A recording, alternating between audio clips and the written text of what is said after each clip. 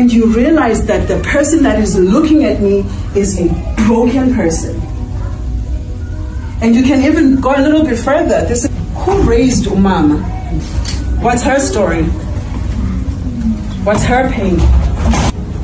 If Umama grew up on survival mode and said, all I have to... First time I saw this video, it was a WhatsApp status from an acquaintance, and I left a comment saying, hey, I don't think this is helpful, and I don't think this is something that you should do if you're actually trying to heal your mother wound. And she said something to me. She said, I know, but I need to tell myself this for me to be able to have a relationship with my mom. And I said, okay, because if we're being truthful about what is coping and what is healing, and we're able to say, I am telling myself these narratives and I'm going into rationalizing and intellectualizing my mother's trauma and explaining her behaviors as a way for me to keep having a relationship with her, then I could say, well, I respect that. I respect that that's where you are. But too often, people present these coping mechanisms that are actually quite unhealthy as a healing strategy. And they say, oh, that mother wound, if you want to heal that mother wound, here is something that you can do. And it's not even something that would benefit someone that wants to heal.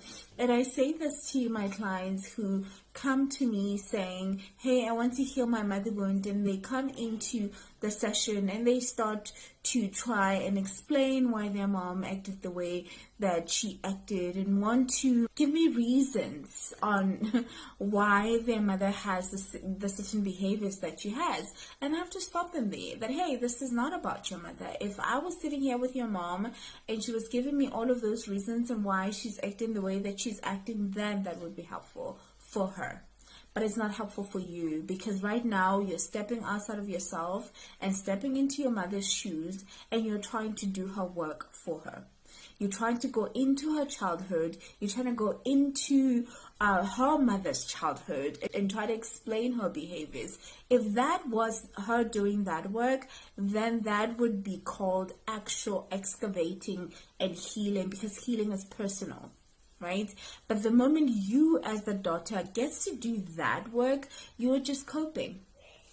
You are rationalizing your mother's behavior so you can be okay with certain things, or you can stay in that relationship, or you can avoid your grief. Because what happens with rationalizing is that then it makes you avoid your grief. Then you can't sit with the fact that you were harmed as a child, you lost your childhood, and you didn't get what you needed from her, and right now you're seeing the implications of all of those actions that your mother had to or did towards you. Right? So you're avoiding your grief by rationalizing, by intellectualizing, by doing all these mental, emotional gymnastics, trying to understand why your mother acted the way she did. That is not your job. It's not your job to go back into your mother's childhood. That is her job. If she was healing, she was sitting across me and she was saying to me, you know, I am looking into my childhood and I'm saying, you know, this and this and this and this I did not get, and that affected the way that I was showing up in motherhood. Then we're talking. That work will actually get her to her grief, will get her to her conscious grief, and will get her to actually do the work of excavating. Right? But it will not do that for you. It will not do that for you. And oftentimes when I say this to daughters, to them, I can see that it feels like abandonment, that you want me to abandon my mother, you want me to not understand, you want me to not empathize. And I'm saying, reserve that work for later. Right now, let's focus on you. You were injured. And I make this analogy. If you got hit by a car, and right now you were bleeding, and we're trying to save you, we will not be thinking, oh, but the driver, can we try to understand what was happening with the driver for them to eventually get you, and we leave you bleeding on the ground. We take you to safety. We take you to a place where you will get help. We make sure that you get blood transfusions. We make sure that there's a doctor there. We make sure that you get the healing that you require. If there's an operation that needs to happen, that needs to happen. This is about you now. And then afterwards, we can now talk about, hey, there's someone who hit you, and perhaps we are seeking justice, and 1, 2, 3, and then we can shift our focus to that, right? But too often, daughters get seduced into the coping work, and it's being framed as healing. And they lose their way there.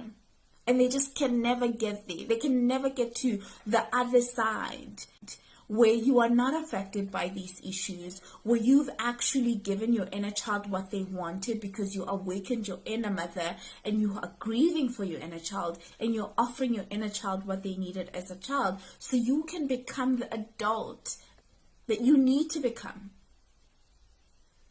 You can only do that work if you focus on you. And this is something that I write about in my book, Healing the Mother Wound. The work is personal. You cannot do anyone's work for them, including your mother. And a lot of these coaches are going to have you running in circles. Going back into your grandmother's childhood. God forbid. Your inner child requires your attention. Your inner child requires your attention.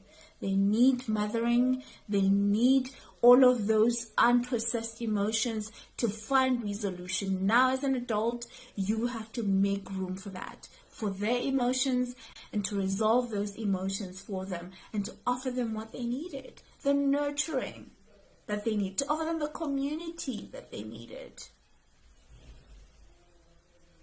The work is personal. You cannot do anyone's work for them, including your mother. Let that go. Let that work go. That's not your work.